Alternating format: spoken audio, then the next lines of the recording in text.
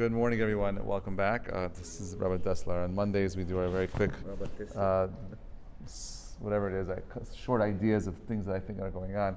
I think that we're going to have another week of volatility because of Donald Trump's tariffs. I think that Donald Trump is he said things that are super disturbing, and the markets don't like FUD, uncertainty, and fear, uncertainty, and doubt. And because of that, you'll see markets being down. I don't know if there's a real chokhmah to it. I don't know if it's just shooting up at the hip. It's unclear. Or all the things that are like you're not allowed to say today, because if you say it, you have Trump derangement syndrome. So you have to be able to criticize your leaders. That's what makes this country so great. So when he's making mistakes, we have to call him out on it. He's definitely making mistakes. He said things about Russia and Ukraine which make no sense. His whole approach with Greenland makes no sense. Canada makes no sense. Mexico makes no sense to me. None of it makes any sense today. He said he's willing to put secondary tariffs on Russia, and which means China, which means Iran. I mean, the whole thing doesn't make any sense. I don't know what's going on there. Kitsur is that when there's uncertainty, it's opportunities. The market can keep going lower. Right. But according to Tom Lee, who's one of my favorite strategists, he says that that we're set up right now for a perfect V-shaped recovery. That's like the bull, argument. Trump wants that into the midterm elections. Could be he wants it. It's unclear what he wants, but Kitsur is that we don't know. And therefore, you have to do your hishtadlut. Make sure you don't listen to what anyone says, especially me. Make sure you do your own research. Make sure that you're willing, whatever you're investing, you're going to willing to lose. And and most importantly, I can only say that just don't lose any money until you sell. People are like, I lost money, it's and that, I see red. So you haven't lost anything until you sell, you're okay. The markets swing up and down, they swing up and down. Just hold on for the ride, it'll be a lot of fun. All right, Kitzur is, I want to do Rav Dessler today. I didn't have the sheets with me. I just wanted to review something which I think is very relevant to Pesach. This year, Pesach comes out on Motzei Shabbat, and there's all very interesting halachot that are associated with Pesach on Motzei Shabbat. But remember that everything leading up to Pesach is all about one thing. It's about creating a mindset for freedom. Like Rabbi Farhi was just saying in his class, the idea that the korban can't be broken. We want to have that ability to elevate someone, not just remain in a slave mindset where he's just fressing and eating and shoving his mouth into all the food, but also recognizing that there's something more to us. Now, for me, at the core of what Pesach is about, it's about questioning everything. That's what it was like to be a Jew. When you're coming out of Mitzrayim, you have so many. Can you imagine how many questions you have? You just spent 210 years in slavery, according to that opinion, or 400 years of slavery. Why did God do this? Why is there suffering? Why the righteous? Why the evil? Why this way? Why not? Why that plague? There's so many questions that you have to ask. Why this Korban Pesach? Why the matzot? Why the maror? There's so many things that you're supposed to be asking. And now, we as Jews believe at the core that questions make you free. They set you free. Being able to ask, being able to articulate the questions, being able to think is what brings you to the highest expressions of truth and freedom. And therefore, Pesach is really not just a freedom, it's a freedom from the mind being enslaved. And therefore, at the core, that's Chodesh Zelachem. It's part of that expression that the mitzvah of Birkat HaChodesh. I think it's part of also doing Birkat Ilanot right now, going as a mitzvah right now, doing a. Where'd you do it, by the way? You did Englewood. I'm sure they had it there, yeah. So they do that also by us. But I know that I heard this. There's an apple tree now on Park Avenue somewhere, not too far from here. But we'll find out where it is. It's up there in the divider. The divider in the middle of the. We are on park on what? 63rd. 63rd. All right, fine. Okay, there you go. So it's not far from here. If you're coming to the shul, it's a couple blocks away. You walk down to Park Avenue, and there's an apple tree over there. There's also a map on the NYC.gov. Now, there was a lot of research that's been coming out with these CIA documents that are being unreleased. And one in particular that I think is interesting, and I think it's relevant and germane to Rav Dessler, is something called Project Sunbeam. You know what that is?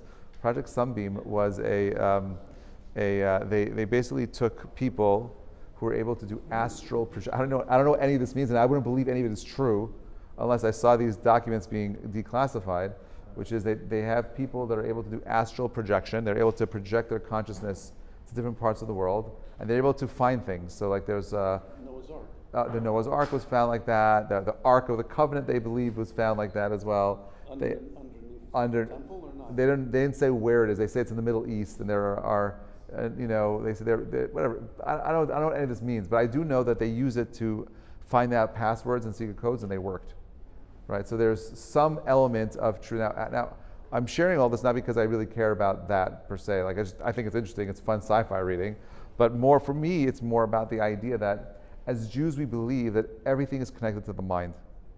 We believe that the universe is set up like a lattice, right? And therefore there are these these cone-shaped structures that are all interconnected, and our mind is what shapes our reality. We know that today. There's a lot of research that proves that we are living in what we call assimilation, and that it's when you observe something, that's when it becomes real. In the world of gaming, there's something called an NPC, a non-player character. Okay, you know what that is? A non-player character. Our characters, you're like a role-playing game, and you bump into a character, and he's there on the side of the road, and he's selling, healing potions or swords or weapons you need to beat the next boss. Now, that character doesn't exist until you show up at that point in time, and then the program makes that character alive, so to speak, right?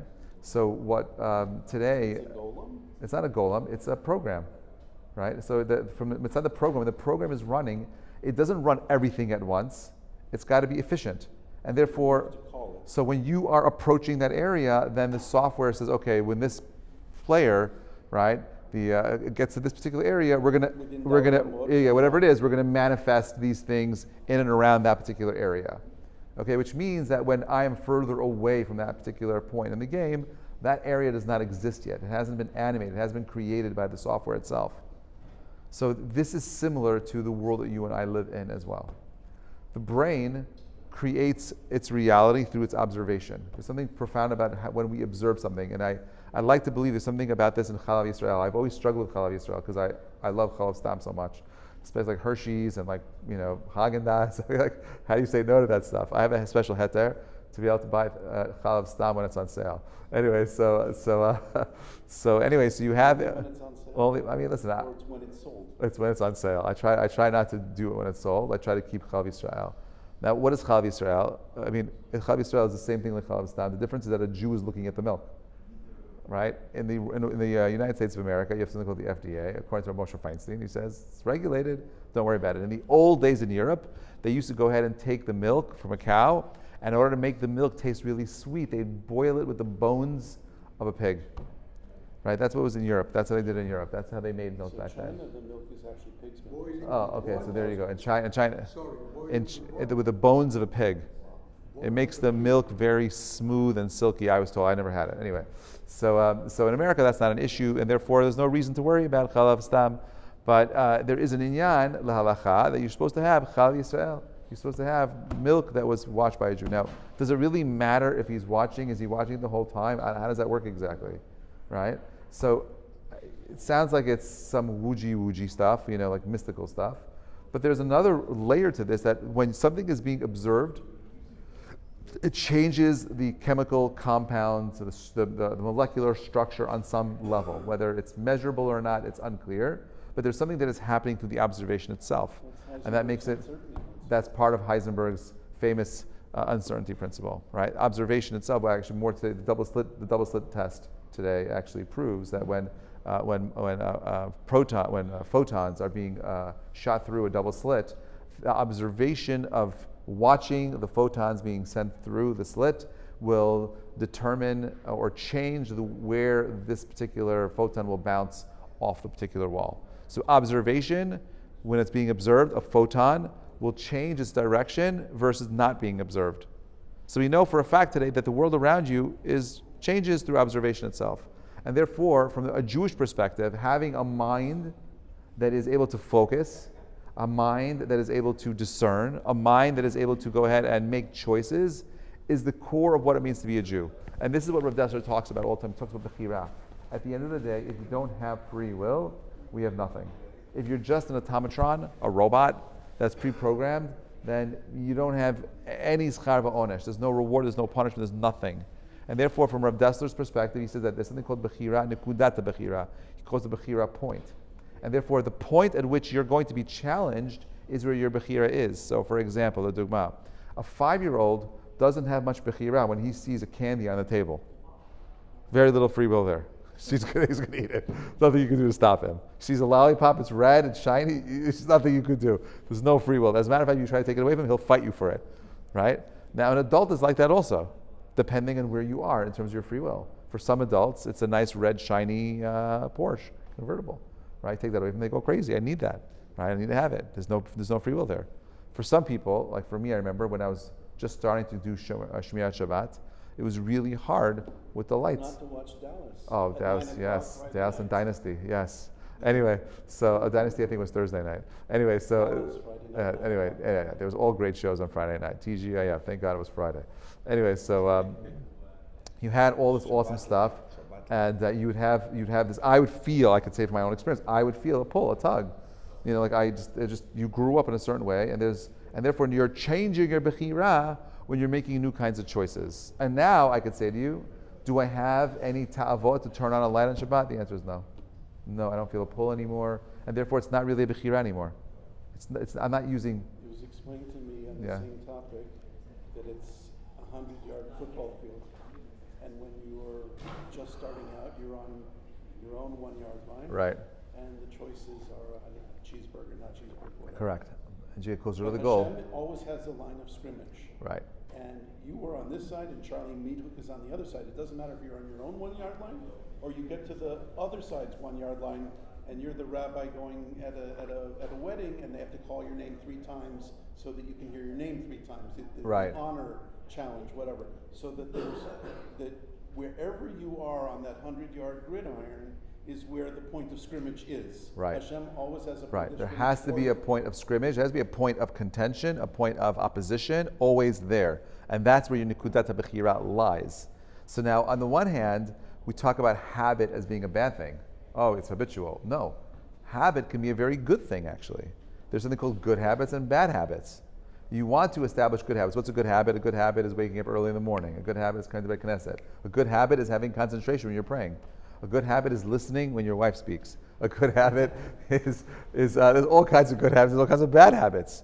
Now, I don't want to, if I have a certain amount of bechira flex, a certain amount of free will muscle in me, then I want to be very careful how I use it. So, for example, with children, this is a great example. Like you could tell your child, clean up your room and don't come out until you do. If you do that, he'll do it, but know that when you want to do homework later, he's done. He could only use so much of his free will. Because he only has so much. He only has so much resources, and therefore he has so much bandwidth. And therefore, like for me, I'm going to pick and choose what I want my kids to do for me. So if I want them to clean up their room, I'll be like, okay, let's go. We're cleaning up the room together. Let's do the homework together. And I'm there to help support that. So the month of Nisan is the month of miracles. The month of Nisim, right? The month of miracles. It says that in the same way that the Jewish people were niglet, they were redeemed in the month of Nisan. So too, according to one opinion, by Yom Mashiach, the Geulah starts right here, right now. And we understand that real Geulah is a Pnimi Geulah, before it's a Chitzoni Geulah. It's an inner Geulah. What's the inner Geulah? The inner Geulah is that you can change. The inner Geulah is that you can grow. The inner Geulah is that you can prepare. The inner Geulah is that you recognize that there's Borei Olam who, Keharif Ayin, can switch anything, like the blink of an eye can switch anything. Anything is possible.